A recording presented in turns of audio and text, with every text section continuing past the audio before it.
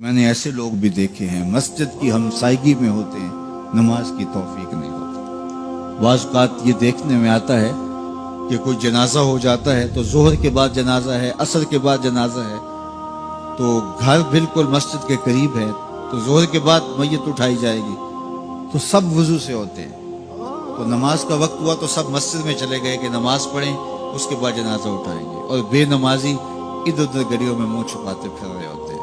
وضو بھی کیا ہوا ہے رسمن، لیکن مسجد میں جانے کی توفیق نہیں ملتی۔ وہ سمجھتے ہیں ہم نہیں جا رہے، میاں تمہیں کوئی بلا ہی نہیں رہا۔ اتنے بد نصیب ہو، جنازہ بھی تم اللہ کے لیے نہیں پڑھنے آئے، وہ بھی کسی کے دکھلاوے کے لیے آئے۔ وہ تو فرض کفایہ ہے اور یہ نماز فرض عین تھی، اور یہاں اللہ کا بلاوا آیا، اس کے لیے اذان کوئی نہیں، اس کے لیے اذان ہے، اور تم یہاں اذان سننے کے باوجود بھی مسجد کے باہر گھوم رہے ہو، بہانے کبھی ادھر جا رہے ہو کبھی ادھر جا رہے ہو، اور نمازی مسجد کا رخ کر رہے ہیں۔ تو یہ کتنی بد نصیبی ہوتی ہے کسی شخص کی کہ مسجد کی ہمسائیگی میں بھی رہتا ہو اور مسجد کے قرب میں کھڑا ہو، اسے نماز کی توفیق نہ نصیب، تو یہ اس کی طرف سے توفیقات نصیب ہوتی ہیں۔ میں ایک بات سنایا کرتا ہوں کہ لاہور جب بڑی چہل پہل ہوا کرتی تھی ہمارے ریلوے اسٹیشن پہ، تو بہت سارے لوگ ریلوے کے ذریعے آیا کرتے تھے، تو وہاں کلیوں کی قطاریں ہوا کرتی تھی۔ ایک بوڑھا کلی،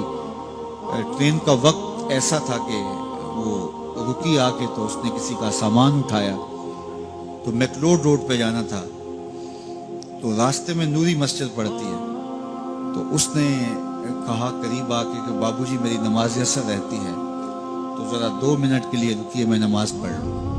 تو اس نے کہا ٹھیک ہے، سامان رکھا اور بابا جی اندر نماز پڑھنے چلے گئے۔ نماز ذرا اعتدال کے ساتھ پڑھتے تھے، رکوع و سجود اچھے طریقے سے کرتے تھے، اور یہ بار بار ٹائم دیکھتا ہے اور کبھی اندر جھانکتا ہے، تو بابا جی ابھی رکوع میں ہیں، کبھی سجدے میں ہیں، کبھی قیام میں ہیں۔ یہ کہتا ہے کہ میں عجیب مصیبت میں پھنس گیا کہ بابا جی نماز نہیں چھوڑ رہے۔ خیر بابا جی نے سلام پھیرا، ان کو تسبیحات فاطمہ پڑھنے کی عادت ہوئی تھی، وہ تسبیحات پڑھنے لگ گئے، تو اس کا پیمانہ صبر لبریز ہو گیا۔ وہ جہاں جوتے اتارتے تو وہاں جا کے اندر جھانک کے کہتا بابا آ بھی جا، تینوں کیڑی شے باہر نہیں آن دیندی۔ تو بابے نے یوں پلٹ کے دیکھا اور مسکرا کے کہا پتر جڑی شے تینوں اندر نہیں آن دیندی۔ وہ نہ بلائے تو بندہ قرب میں بھی کھڑا ہو تو اندر نہیں جا سکتا۔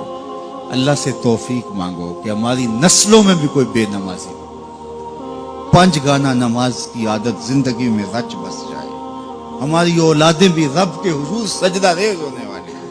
قیامت کے دن جب حکم ہوگا کہ اللہ کو سجدہ کرو، بے نمازی اس دن تو چاہیں گے سجدہ کریں، آج کوئی نماز پڑھتا یا نہیں پڑھتا، اس دن تو ہر کوئی چاہے گا کہ آج سجدہ کریں، لیکن بے نمازی چاہے گا کمر اکڑ جائے گا، سجدہ کر نہیں سکے گا۔ قرآن بتاتا ہے کچھ لوگ جہنم کی طرف دھکیل کے لے جائے جا رہے ہوں گے، ان کو کچھ لوگ پوچھیں گے ما سلککم فی سقر، تم جہنم کو کیوں جا رہے ہو؟ تو وہ کہیں گے لم نک من المصلی، ہم نماز نہیں پڑھا کرتے تھے۔ تو 5 گانا نماز یہ زندگی میں شامل کر لو، کبھی بھی نماز قضا نہ ہونے پائے۔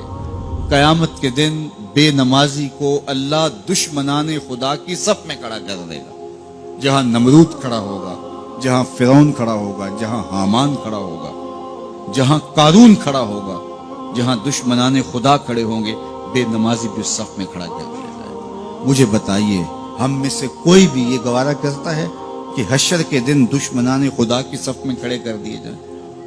یا کوئی خاتون یہ گوارہ کرتی ہے کہ رسول اللہ صلی اللہ علیہ وآلہ وسلم کی راہوں میں کانٹے بچھانے والی ام جمیل کے ساتھ کھڑی کر دی جائے؟ تو جب ہم یہ گوارہ نہیں کرتے، نہ ہماری مائیں بہنیں بیٹیاں گوارہ کرتی ہیں، تو پھر نماز کبھی ترک نہ کیجیے، نماز کو شعار زندگی بنائیے۔